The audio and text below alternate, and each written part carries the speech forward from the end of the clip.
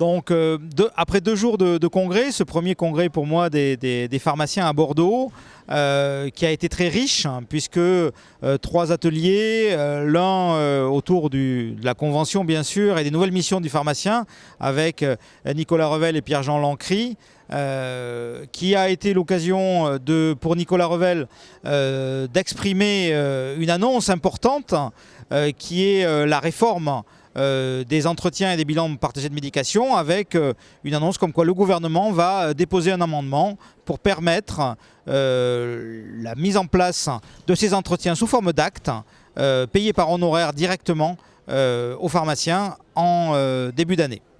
La deuxième table ronde a été consacrée aux polémiques de la pharmacie, essentiellement aux ruptures. Et là, ça a été l'occasion pour Fabrice Camailloni de rappeler à Christelle Ratignier de la NSM, à Karine Wolf, notre présidente nationale de l'ordre, et aux acteurs qui étaient présents, le fait que le pharmacien a besoin de connaître l'information de telle manière qu'il puisse la donner aux patients. Nous devons savoir quand le médicament va revenir et quelle est la conduite à tenir vis-à-vis des ruptures de stock. Voilà. Donc ça, c'est vraiment la demande prioritaire de la pharmacie, et j'espère que nous aurons été entendus. En tout cas, nous l'avons dit de façon forte.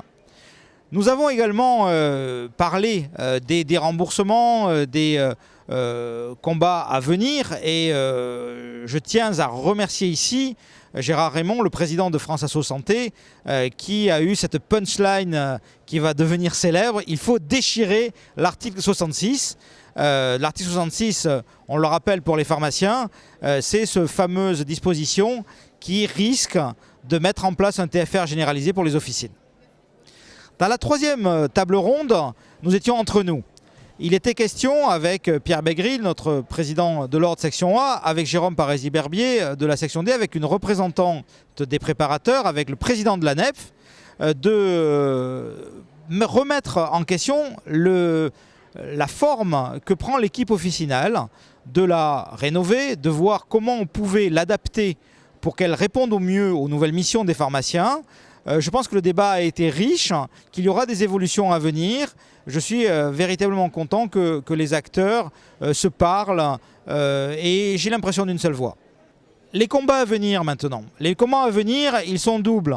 D'une part, la fédération doit accompagner les nouveautés et les changements dans le métier du pharmacien. La vaccination, les tests rapides d'orientation et de diagnostic à venir, la mise en place des communautés de professionnels de territoire de santé, la dispensation protocolisée qui va arriver en début d'année, et ensuite cette fameuse réforme des entretiens et des bilans de médication qui sera peut-être plus probablement dans la deuxième partie de l'année 2020.